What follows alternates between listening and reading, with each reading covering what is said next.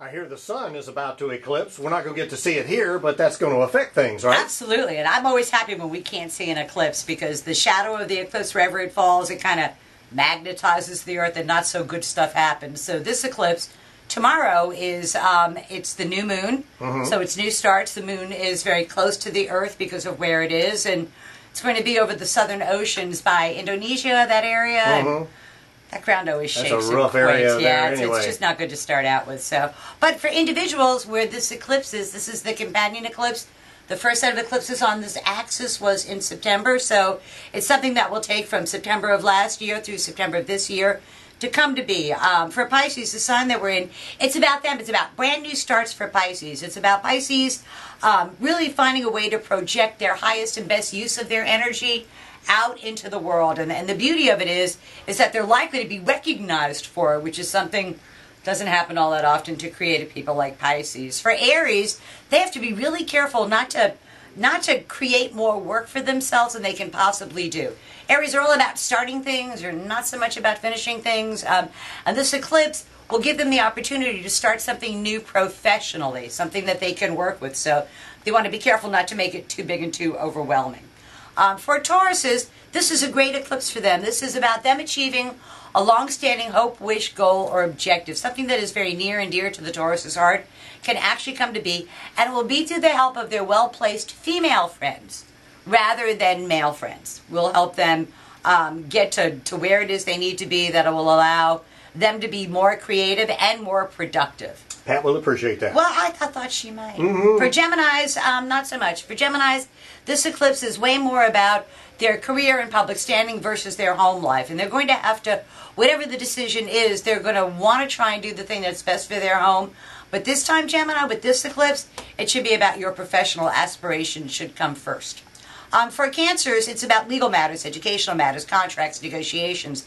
Important matters at a distance will require the Cancer to be there in person. And when you're going to beg for mercy, I always kind of go down on one knee and lift up and beg in person. You get a better result. For Leos, it's about the money. It's about finding a way to maximize an existing resource rather than looking for a new resource.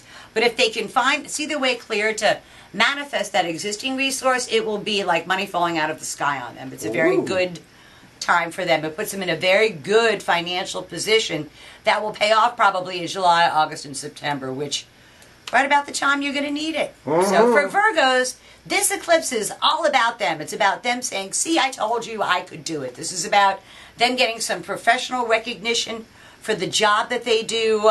They've kind of had to be in the background a little bit the last year or so, and they don't really like that so much, but the opportunity is for professional recognition and personal recognition, which ought to be good for Bernie Sanders. For Libras, this is an interesting eclipse because it is in their 12th house of their own undoing and work and responsibilities, and Libras are going to have some sort of gigantic burden put on them.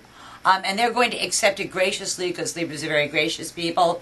But it's going to be a lot more work and not a whole lot more gratification right away. It's the I'll gladly pay you Tuesday for a hamburger today kind of thing. For Scorpios, this is where they reach out and tap their friends within their social circle rather than looking for new ones to say, can you help me get this creative project off dead center and to get this product of my either love or my creativity going forward is what they're going to want to do. For Sagittarians, it's about shoring up their home and their foundations. More often than not, I advise, go out and make sure your career is okay, but to Sagittarians everywhere, pay attention to home matters because that's really where some energy invested now will pay off down the road. For Capricorns, it's in their 3rd house of day-to-day living, legal matters, educational matters, contracts and negotiations. Anything that requires a back and forth, the dialogue goes very, very well for the Capricorn. For the Aquarius, the last sign, it's about money falling out of the sky on them. This is not a matter of maximizing an existing resource. This is a matter of a whole new resource shows up and they've got more money than they've had